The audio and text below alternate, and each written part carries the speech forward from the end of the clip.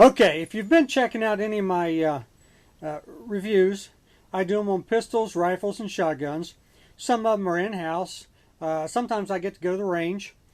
Uh, the last video I did, I went to the range with this particular rifle, but since Monday is opening buck season in my state, everybody was there trying to sight in their deer rifles, so I had to kind of give it up. And instead I went up on the hill, and there's no bench or anything up there, so I was free-handed, leaned against a tree, taking some shots, and you can see it holds a pretty decent pattern. So I decided to do an in-house review of the rifle. What we have here is we have a Marlin model 717. It is a semi-automatic in the 17 Mach 2, which a 17 Mach 2 is a 22 long rifle that is bottlenecked down. It's 2100 feet per second. It shoots a 17 grain bullet just like your 17 HMR is. Now, they had a big recall on these guns. They were blowing up and whatnot, but anyway, this one's on loan. So I only had a box of shells because if anybody owns a 17 Mach 2, you'll realize that they're even harder to find than 22 and 22 mags. Nobody ever has them, and it's not a typical round that you can go to your local Walmart or Dick's or places like that and pick them up. So basically what you find is old stock and what you've had on hand. So anyway, he gave me a box of shells, and I was shooting it, and it was holding a decent pattern. It's a nice, light little rifle. It weighs, with the scope, I put it on the scales, it's 6 pounds, 4 ounces. So I'd say without the scope and the mount, it's probably going to come in right around 5.5 pounds. It has an 18-inch barrel, and this one has a laminated stock on it. The gun itself is 36 and 5/8 inches long. So it's not what you call a real light gun. I mean, not a real long gun, I'm sorry. It's a nice little short compact gun. I didn't have any trouble with any of them blowing up on me, but I decided that the last magazine full, which it holds 7 in the magazine, that I would put my hat over and catch the empty brass as it's coming out, so I could kind of check it out and see what it looked like. Well, as I was putting them in, I just happened to spot one of them, and I know you're not going to be able to see that, but this one was fresh out of the pack, and the shell actually has a split in it. The casing does. So I'm not really sure about all the others, but this is one of the spent casings. I don't know if you can see that or not, but it is a split case. So I'd say probably the casings were probably up around the neck. It's a real thin case. So I had, anyway, they probably split easy. So I had him check on a box of his, and it was a new box, unopened, and just around the outside we found 3 more that actually had hairline split cracks in the case. So these have never been opened. So that could be one of the problems why these cases are splitting and everything before you shoot them. I mean, after you shoot them. I didn't have any major blow-ups on them. I mean, all of them look pretty decent.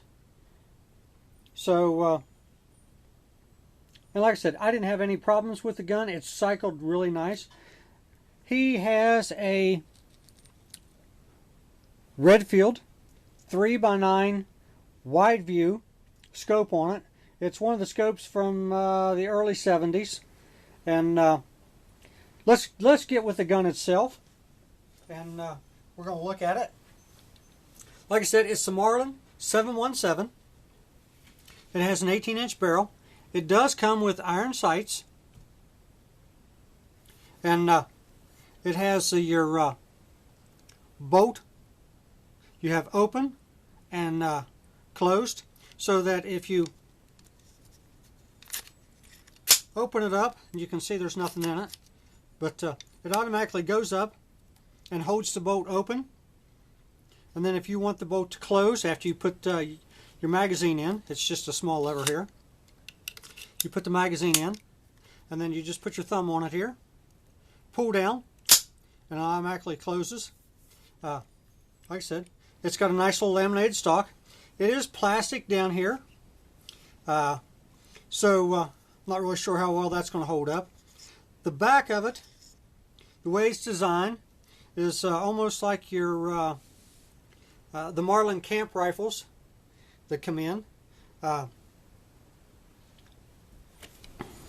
don't know if you can see the scope. It's kind of like one of those TV screen ones. It is a lightweight little rifle. The magazine, like I said, holds 7, and then you can get 1 in the gun, which makes 8. It has your push-button safety.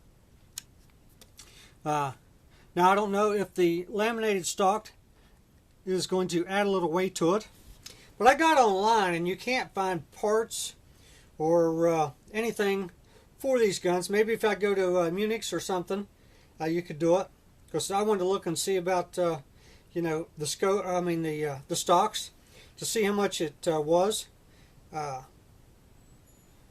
So you know, if it was just something that the gentleman did to upgrade it, or if the stock originally cracked, because the guy that I have it on loan from, he didn't know. This is the way it came, with the exception of the scope. He put the scope on. It's not drilled and tapped. What it does is it has just your 3/8 groove on the top, and he has the I don't know if you can see him or not. It's the quick mount see-through rings, so he can still use his iron sights.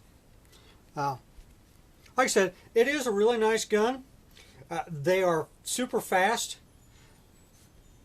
and if you looked at some of my videos, you'll see that I have one in a bull barrel bolt action. It's the Marlin 917, and it has the laminated stock on it. So anyway, I just wanted to do a quick review of it. It is a nice, lightweight, quick handling gun. It would have been nice if instead of magazine fed, they would have done tube fed on it. Okay, anyway, just a quick review of it. Remember to check out my other videos. Go to the previous video, and you'll find where I took it up on a hill and was doing some kind of quick shooting on it. And maybe sometime in the near future, if I can find a box of ammo for it, he will loan me the gun again, so I can actually take it to the range, and we'll put it up on sandbags, and we'll check it out and see just how tight of a pattern and accurate it can be. But he's not going to loan me any more ammo, because like I said, it's very hard to come by, and he doesn't have much to do with left on hand. So anyway, be sure and check back.